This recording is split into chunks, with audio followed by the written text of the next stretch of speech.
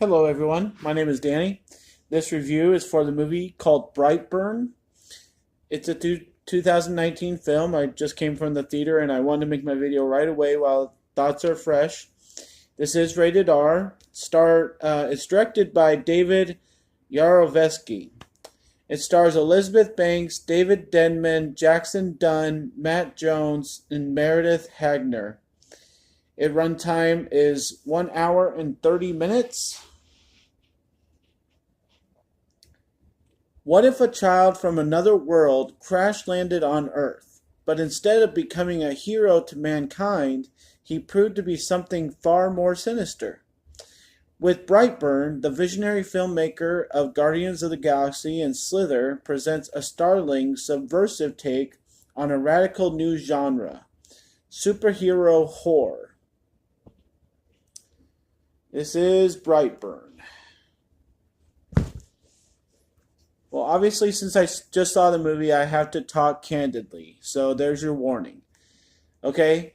Now, everybody's thought when they go see this should be, oh, it's going to be an evil Superman. And I think that's pretty fair to say.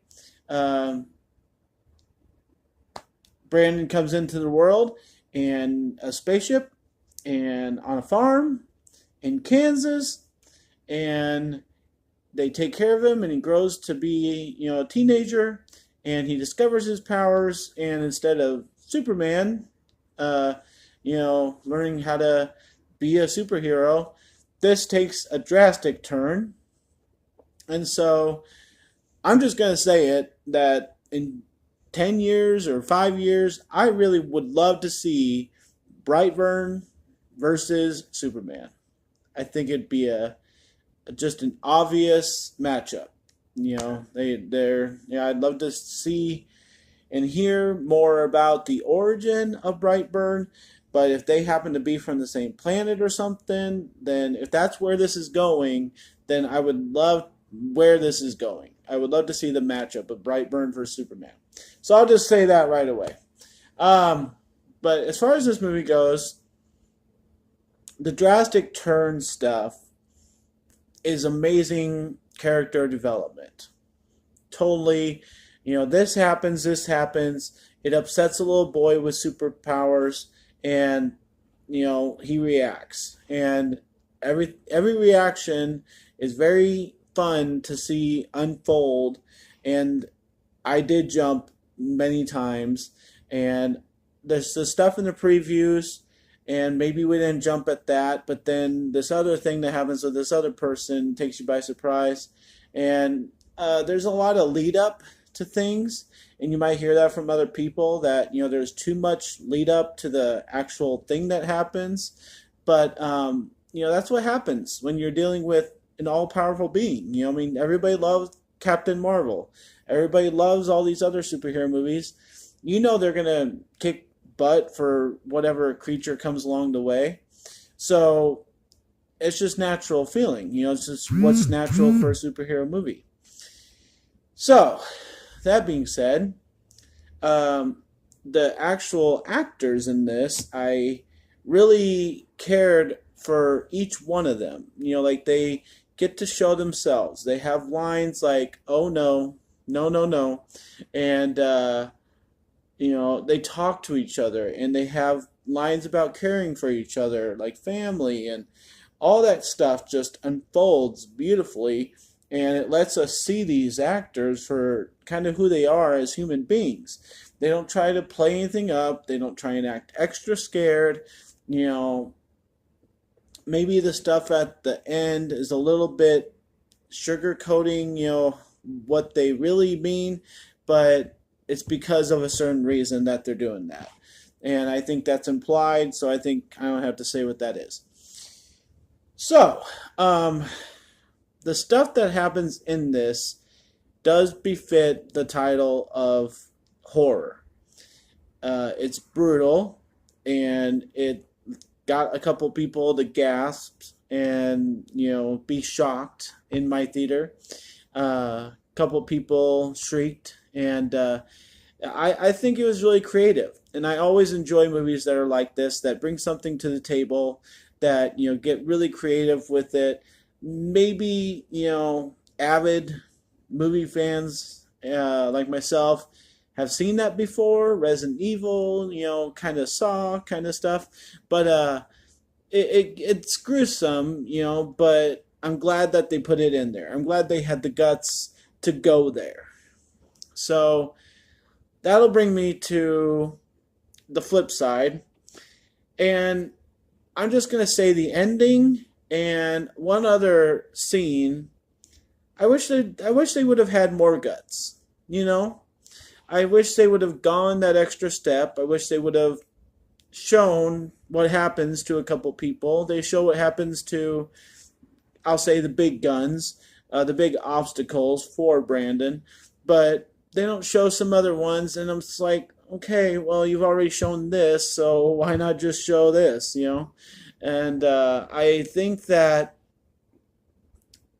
I would have liked this even more if it just would have shown, every single person's. I mean, be like Halloween, be like every other movie that's a classic horror film, and go through with each killing. It would just make a lot more sense. Just be transparent to your audience and show every single thing. Now, some other reviewers might say something about that because it's a very obvious thing that they kind of avoid showing certain things, and there's build up to the killing, and then they don't show it. And I can understand that being a real negative, but I think it's one of its few flaws. But other things that might be is that this is the first one. It's a total origin story. It's a total lead up to introducing us to Brandon, to who this Brightburn character is, and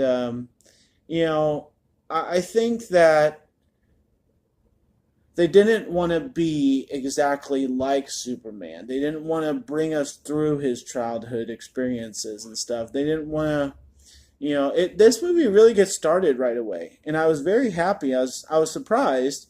But after about 15, 20 minutes, you have something happen. And you got to be ready to go. And you got to be alert. And it's like, okay, here we go. And I appreciate that because obviously it's not that long of a runtime. This could have been 3 hours, being an origin story. A lot are that want to build on something, build on a character. And I think for the hour and a half, it was a good movie. But I just think there could have been more. Like, what do we know about this character? Like I said, do we know what planet he's from? Do we know if he has other family? Do we know if there's any other like him that maybe are good, but he's young on Earth, so he reacted the way he did. Maybe he's not an evil character, but it's just kind of lots of questions, and I think that after every origin movie and any kind of introduction to a great character like this, there's always questions, but I kind of feel like some people are going to have too many questions after this, and that's never a good thing. You want there to be room for stuff, but you also want to, do some introducing along the way. I think Brandon is still a very blank sheet of a character. We don't really know anything about him except his reactions with superpowers to react to emotions on the planet Earth. That's about all we know from this whole movie. A whole hour and a half of really awesome stuff and great characters and great emotions and dialogue and all kinds of stuff. It's funny, it's scary, it's ugly, it's whatever. It's a complete package of a movie. But what did we find out about our main guy that's the last man standing? He's smart, he's from another world, that's about it. So I think that's a real criticism, and I can understand,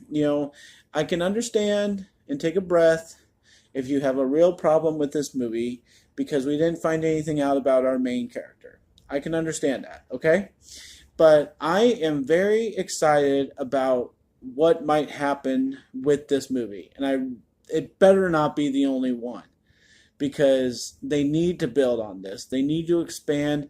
They need to give us more about the character. If he grows up to be a superpower, there's going to be tons of movies to be able to include him in on. And I just think the sky's the limit with this character. And I don't want them to ruin it. And I don't want them to only make one movie when we really haven't found anything out about him.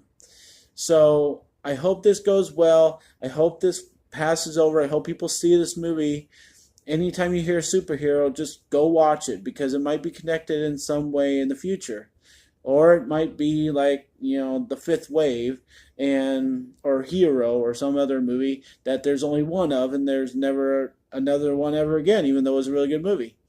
So what are your thoughts? Did you think that this is a franchise? Do you think it sucked because, it's short? Or did you love it because it is good for what it is? I'd like to hear your comments below. Thanks a lot, guys. My name's Danny. I'm going to give this movie an A. I think there's room for growth, but I also think that it's not an A+ because it has obvious holes. But I am like blind to those holes right now because I'm so excited that this was a good movie. I was looking forward to it. The stuff from the previews didn't really ruin anything, and a lot of movies aren't like that nowadays. So go see this, give it a chance, and enjoy Brightburn. I give it an A. My name's Danny. If you like this or any of my other videos, try and give something to watch. Like and subscribe to my channel if you would. And as always, enjoy your movies. Thanks.